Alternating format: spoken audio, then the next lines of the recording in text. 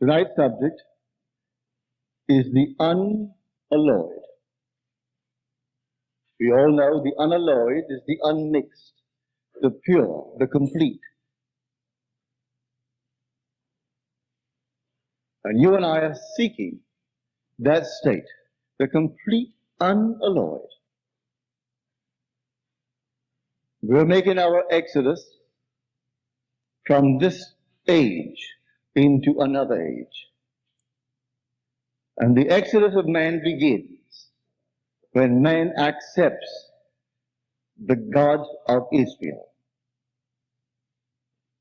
If the journey seems long, it's only because the children of Israel, those who have accepted the God of Israel, find it difficult to keep the tense.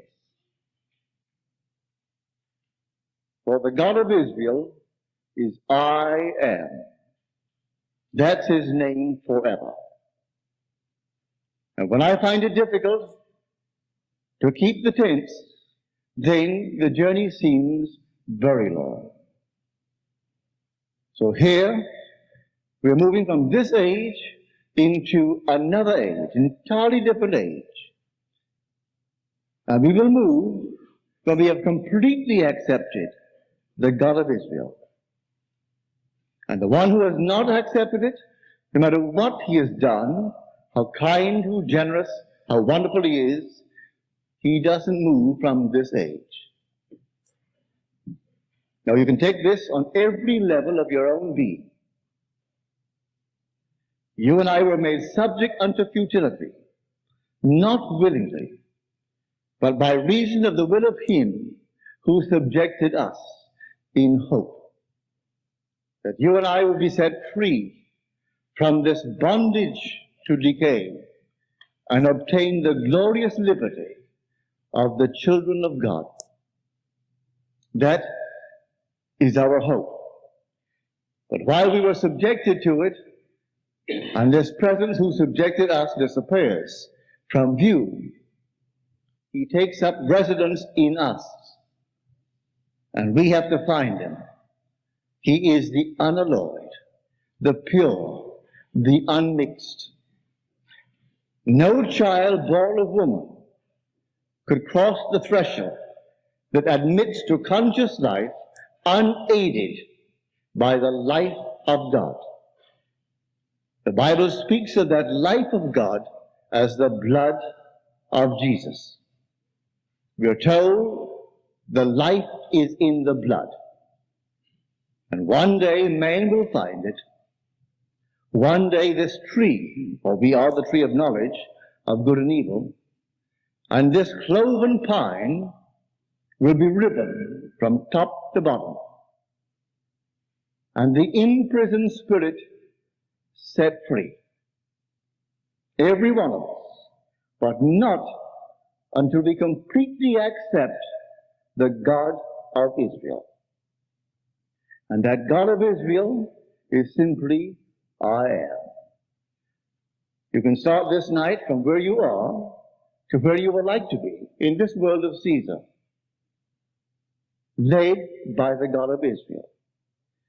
In other words, when you know what you are and you know what you would like to be, instead of what you seem to be, you assume I am that. Assuming I am that, or I am it, or I am he, call it what you will, and sleep in the assumption that you are really the being that you would like to be. Sleeping in this state, you move across a bridge of incident that leads you towards the fulfillment of your assumption. But when you forget the tense, and you say, I will be, I was, or in any other way, you delay the journey. And it seems so long only because man in his journey finds it difficult to keep the tense of the God he promised to worship.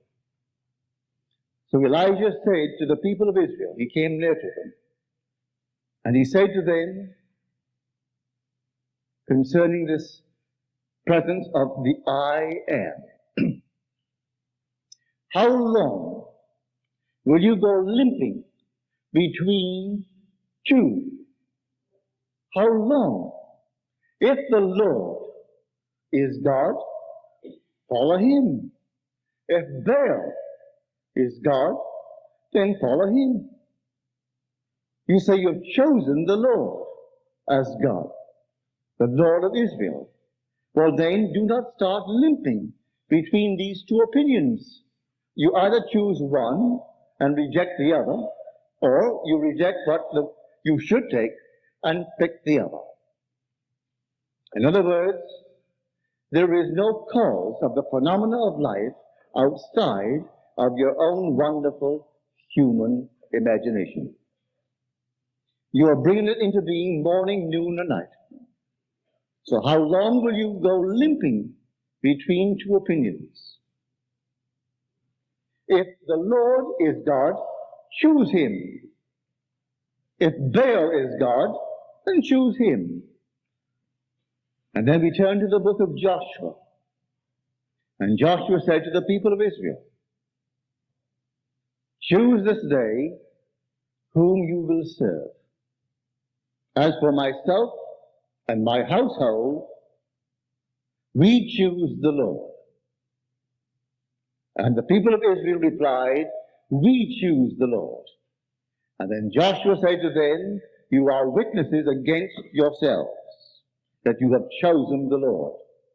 And they replied, we are witnesses against ourselves.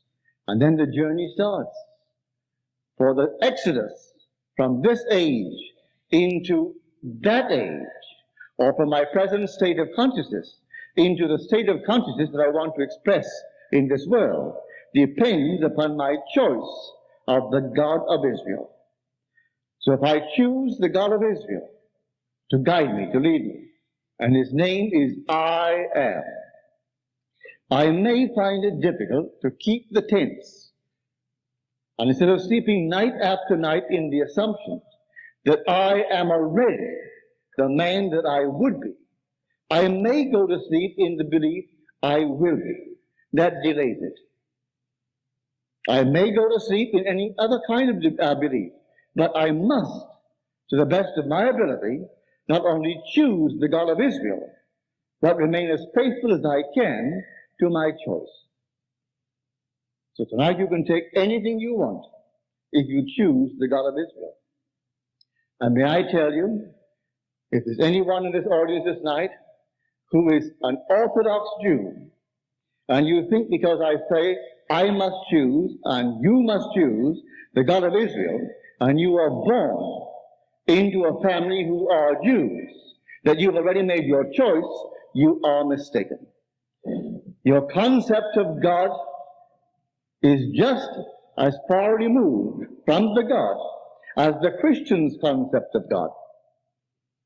They have it out there in space someplace, out in time someplace.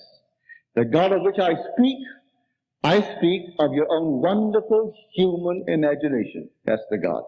That's the God of Israel. And so you choose him to guide you. So tonight, when you know exactly what you want, you sleep in the assumption that you are already the man that you want to be, and fall asleep in that state. And that state will externalize itself within your world. You either do it, or say, I will be that man, and delay the process. But may I tell you, you will never reach I will be. You can only reach I am it. And so everyone here, try it. Try this state, for the day is coming that this wonderful tree that we are, and I saw it so clearly in vision, is just a tree. Many have never returned since they heard me speak of this ancient tree. And here is Blake. I never read him when I had my vision. And when he said, hear the voice of the bard, who present, past, and future sees, whose ears have heard the holy word that walked among the ancient trees. For the night that I saw the trees, and the night I saw this wonderful vision of earth, and it all is like a tree, unnumbered trees. And the 8th chapter of Mark, when the man's eye was opened, he was asked, "What do you see?" He said, "I see men like trees walking." And here they told me in this vision that no one in that state where I was believed for one moment, pardon me, that anyone could come here and ever return. This to them was death, absolute death. They did not know God's plan to insert himself as you, as me, as everyone in the tree. And then put us through furnaces of affliction, but real furnaces of affliction. As we're told in the 48th chapter of the book of Isaiah, "I have tried you in the furnaces of affliction. For my own sake I do it. For how should my name be profaned? I will not give my glory to another." And so he puts himself as us to the furnaces of affliction. And friend, we are the unalloyed, pure gold, which is his blood. Then comes that pine. The cloven pine is riven from top to bottom, and the imprisoned spirit set free. And may I tell you, when you see it, you will know it. You will see this golden glow, and you will say within yourself, "I know it is myself, O my divine Creator and Redeemer." And you will fuse with it, and then rise to the very height. You can't go any higher. You will rise to the very limit as you fuse with this golden liquid light, which is the blood of God. But on this level, the same thing holds good. At all levels, the same principle, and I make my exit from where I am to where I want to be only as I accept the God of Israel. And the God of Israel is I am. That's the God of Israel. I call him by no other name.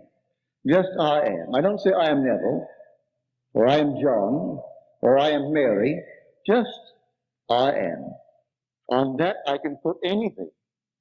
I can say I am healthy, wealthy, known, unknown, anything.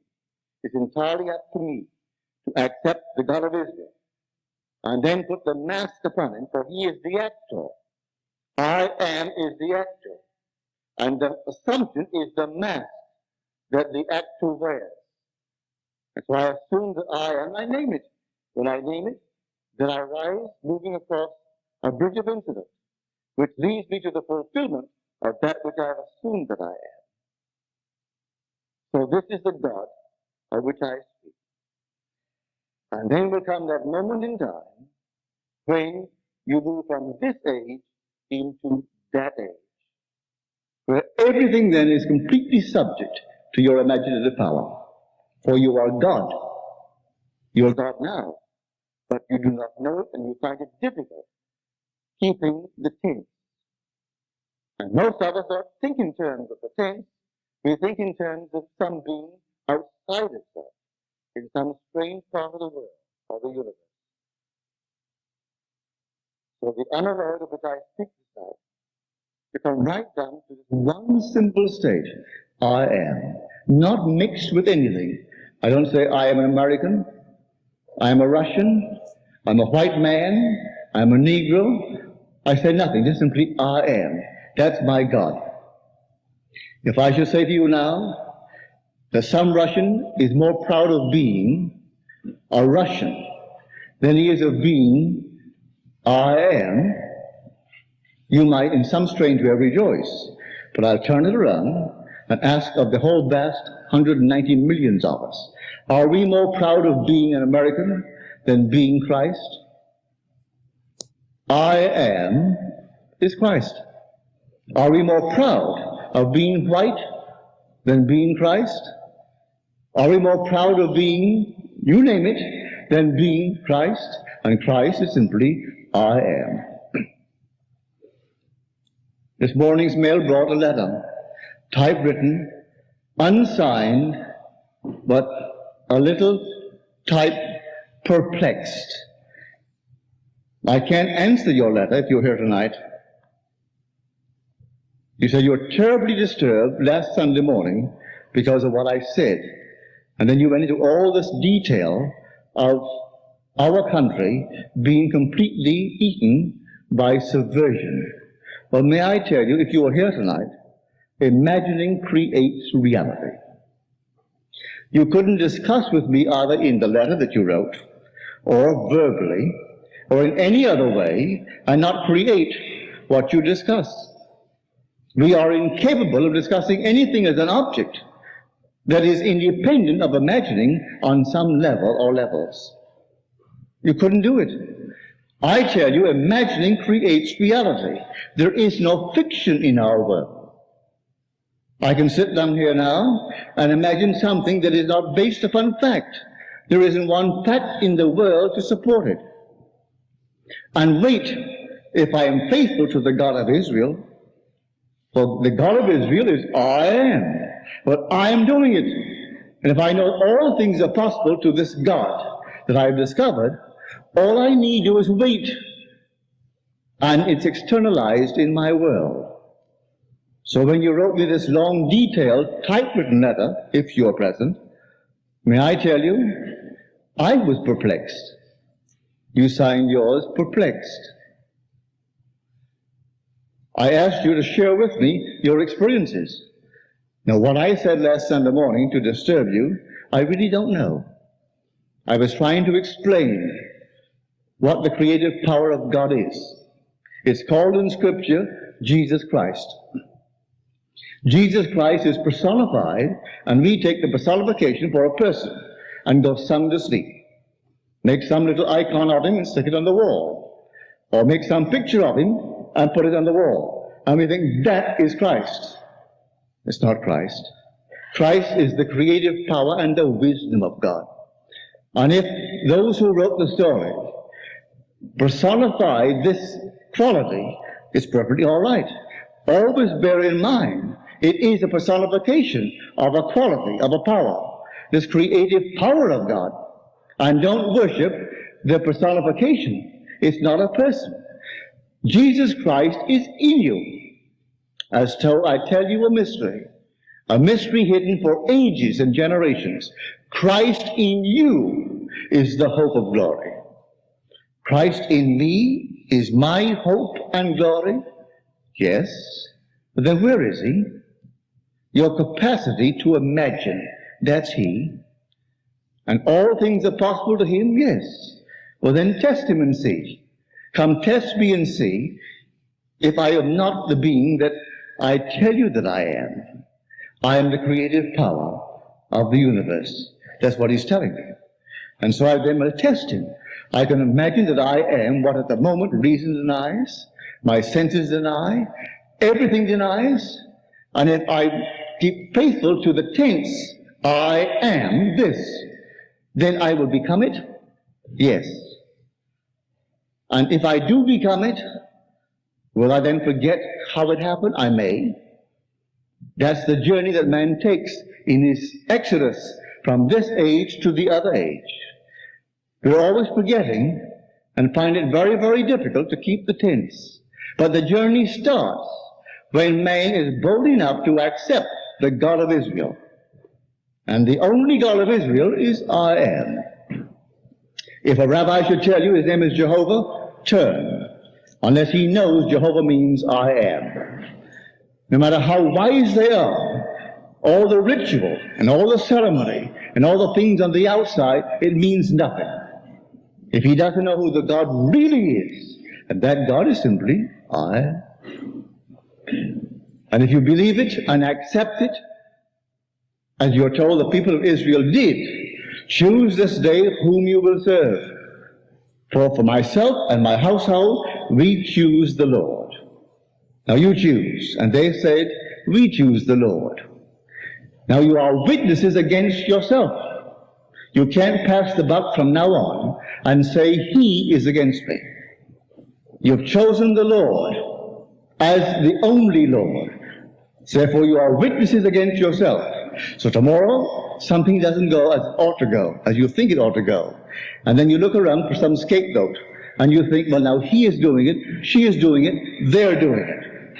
And the minute you begin to say they're doing it, you've forgotten your choice. For your choice was, I will serve the God of Israel, and only the God of Israel, and that God is I am. So you should ask yourself, what am I doing? Where did I go wrong in my assumption that I am the man, the woman that I want to be? If I want to be this, that, or the other, then I can't say I will be that. I must dare to assume I am that right now. And although at the moment reason denies it, my senses deny it, I must persist in this assumption. There isn't one story told in, I'm not studying the book because it isn't available, it's not on the table tonight, The Law and the Promise. There are 40 case histories, and every one is based upon that simple choice of the God of Israel. I didn't mention the word God of Israel, but that is their choice. I am now living in my home, said the doctor. A lovely home with many units to rent, bringing in income, allowing me my office and my space for my own personal life, and yet I have units bringing me in an income. And he didn't have a nickel, not one penny. His name is Dr. Moore. And a total stranger goes by and stops in, not to visit him as a doctor, to visit him as a potential client, for he was a builder. He had the money, he had the vision, and saw this empty lot. And he built it for Dr. Moore, without one penny out of Dr. Moore's pocket, because Dr. Moore at the time was given to saving every penny he could for his old age, as he said, and couldn't venture into this, although he would like to do it. When he heard this, he said, cost me nothing to do this. I will simply sleep in the assumption that it's built. And he slept in the assumption that building was done. When a total stranger drives by and stops in and proposes the building and raises the money and completes the building and turns the key over to him. There isn't one of the 40 stories that is not based upon the choice of the God of Israel as our God. And that God is I am. So tonight, if you really know what you want in this world, and you're willing to take this God as the only God, don't turn to any other God, and then assume that I have it, or I am it, or I am it, whatever it is, and sleep as though it were true. May I tell you, in a way that you cannot consciously devise, you will wake tomorrow under compulsion to move in certain directions. And no matter where you go, it may seem wrong, but on reflection, it will prove to be right. It was the thing you should have done. You'll meet this party, that party, the other party, and they will all add up to the fulfillment of your assumption, if you are faithful to the God of Israel. So when Joshua asked the question, and the word Joshua is the Hebraic word for Jesus. It was Joshua who led the people across the river into the promised land. Moses couldn't do it. He's buried in man as that power. Joshua comes out and does it. Joshua is your own wonderful I am. It's spelled just like Jehovah with a shin ayin at the end of it for many marvelous reasons. If I take the name Yod, He, Vav, He, and analyze it for you, Yod is a hand, a creative hand. He is a window, the eye of the body. Vav is a nail. And the last one is a He. What I see internally, the first He, I will now so feel it, I will externalize it in my world. That's the Yod, He, Vav, He. In the word Jesus or Joshua, the same word, it's Yod, He, Vav, the same first three, but then shin iron. Shin is a tooth as a symbol, and iron is an eye. The truth is that if I bring something into my world and I don't like it, I must have the power to destroy it or change it. If I have to live with all of my creations, and I created when I didn't know better, and I must live with them, I am living in hell. So a shin is inserted into the name of the Savior of the world. Where he brings it in, it's not as he wanted it to be, he can consume it. It's a fire, a three-pronged fire called a tooth. For the tooth is a symbol of that which crushes and consumes. It also is a flame. So the flame burns it and destroys it, that I may rebuild it into a better shape. So here we have this Yod-He-Vav Shinayan, the name of Joshua, the name of Jesus. The same letters, Yod-He-Vav, He in the name of Jehovah, which is I am. That's all that it means. So the whole thing is taking place in us as our own wonderful human imagination. And if you choose that God and no other God, you can't go wrong. This is the God. So I ask everyone here to put it to the extreme test. But if tonight you feel it may be wrong, suppose I have chosen the wrong God. Suppose now he really is something external to myself. He hasn't taken up residence in me. He is something on the outside watching me, and never has misled me to believe in my own wonderful human imagination. Then where am I then? I've gone astray from the God I formerly worshipped to a God he has proposed. But may I tell you, I know from experience the God of whom I speak.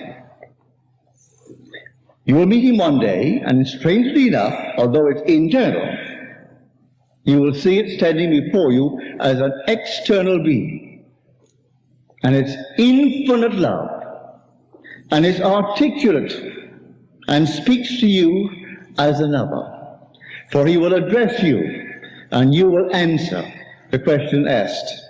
And yet the whole drama is taking place within you. And this God is infinite love.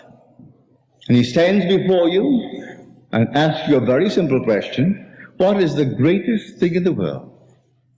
You will answer correctly. You will answer love. He will embrace you, and you fuse, and you are one person. And forever, you're still one person.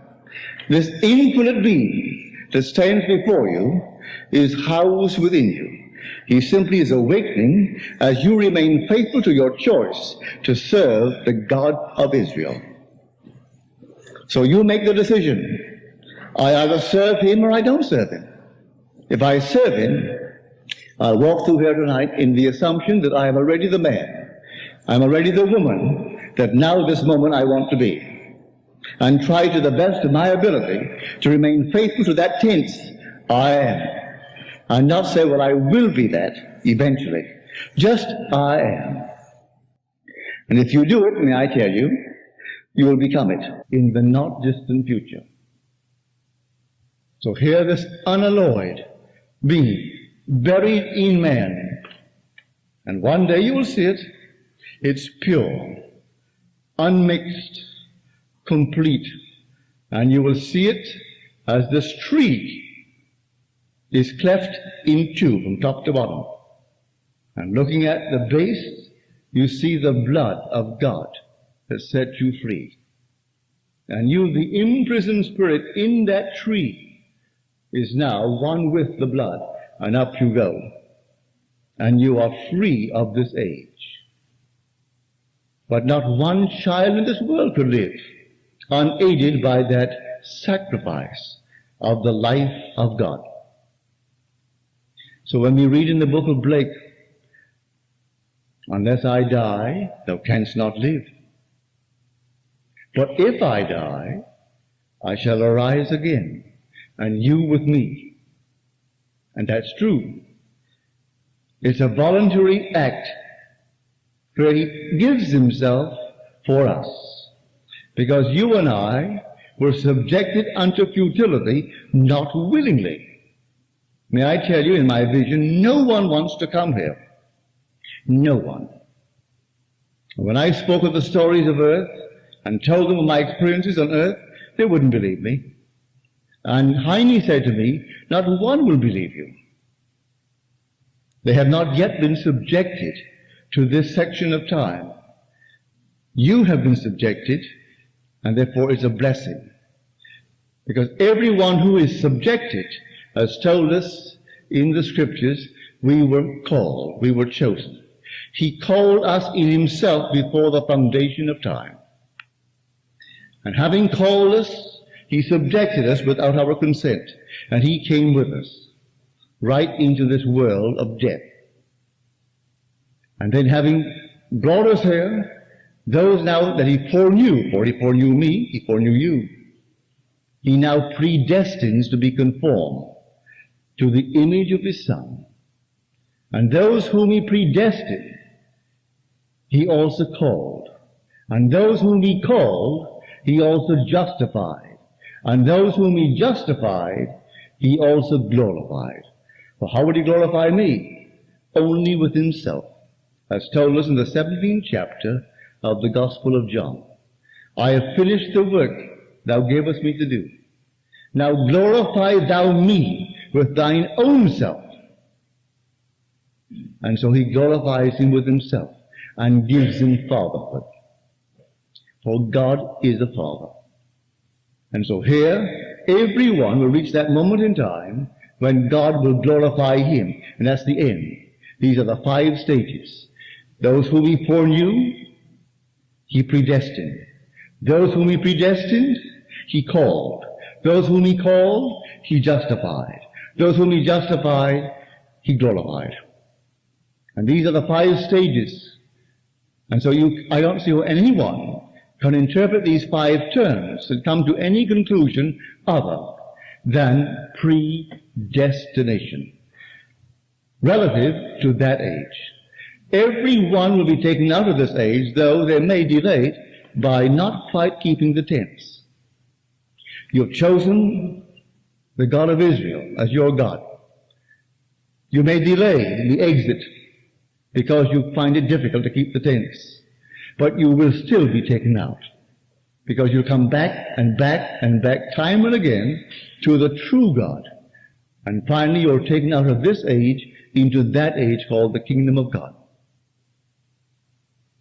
So everyone who is here will be transported into the kingdom of heaven, the kingdom of God. It's an entirely different world. Isn't this world at all? But while we're in this world, we use God's principle, the same principle, and make our exit not from this age into that age, but from this state into that state. So we take states here. And so I'm in a state that isn't pleasant. Or I know a friend who's in a state that isn't pleasant. And so I represent him to myself as the man I would like him to be. I believe he's taking place now. So I am faithful to the God of Israel by saying, I am seeing it now. I am hearing it. I am continuing to hear it. And always I will hear because I'm doing it now. And he has to conform to what I am hearing as true of him. And so I'm moving from one state into another state. And from that state, after he's exhausted it, into a still other state. And that's how we move in this world of ours. So here tonight, the unalloyed of which I speak is that pure gold of God. It's his blood that made you alive, for the life is in the blood. And were it not for that sacrifice, a voluntary sacrifice, you could not breathe in this world. So God himself entered death's door, always with those who enter. And this is death's door. And he lays down in a grave with them, in visions of eternity, until they awake.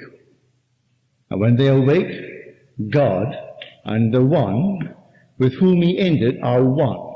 For in the end there is only God. nothing but God. And his name forever and forever is I am. So tonight, if you have any objective, I hope it is a great, noble objective, but any objective, do it in this simple, simple way. What would you see were it true? How would you see the world were it true? Well, then begin to see the world mentally as you would see it physically, were it true.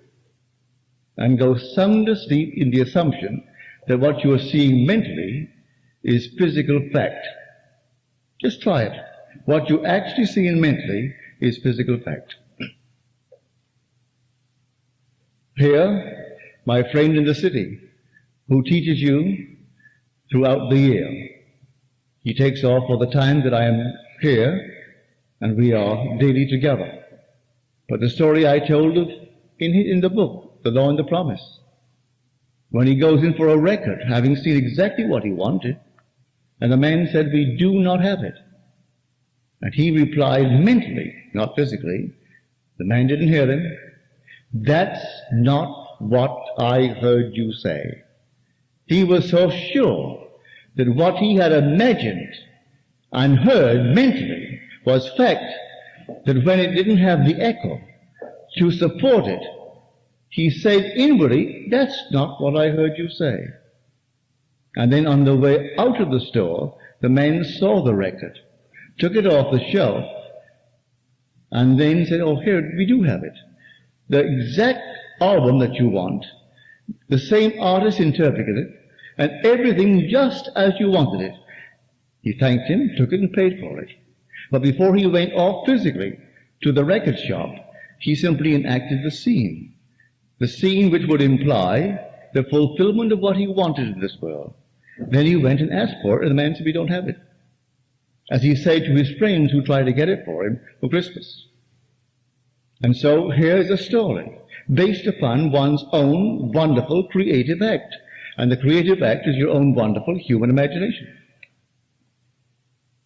So I hope that you who wrote me the letter that I got this morning, I hope you're present. That this country, as our forefathers said, as Robert Frost stated that they said it, they did not believe in the future. They believed it in. The mere passage of time would not bring anything to America. You and I, citizens of America, who love it, we must believe our ideals in. We can't wait and hope that some star is shining who's going to do it for us. The minute you believe that some star, some constellation, or teacup leaves, or the cards, or something else has the future of our country in its hand, you have turned from the God of Israel. Choose this day whom you will serve. We choose the God of Israel. What is his name? I am. You choose that as your God? Yes. Now you are witnesses against yourself. From that moment on of your choice, you cannot turn to anyone and say, "They are against me and they are making it impossible for me to realize my objective." The minute you do that, you are not serving the God of Israel. For the God of Israel is simply I am. There never was another to the God of Israel, and never will be. All over the world, in spite of all the claims to the contrary, you do not find such a God. This is the one God in the extreme. You go to other religions, there are multiple gods. They all have unnumbered gods, but not the God of Israel. Monotheism began in that state. And Christianity is but the fulfillment of Judaism, the true Christianity, where one not only believed it, it brings it to fulfillment. And all that was promised in the Old Testament unfolds within the individual who is faithful to the God of Israel. For he himself goes through every experience. Not the other one, but he himself. The birth, the resurrection, all these things promised in the old, he as an individual experiences as I am. who is resurrected. Pardon me. I am. And all these things happen in the individual. So here, the God of Israel, forever and forever, is I am. Now let us go into the silence.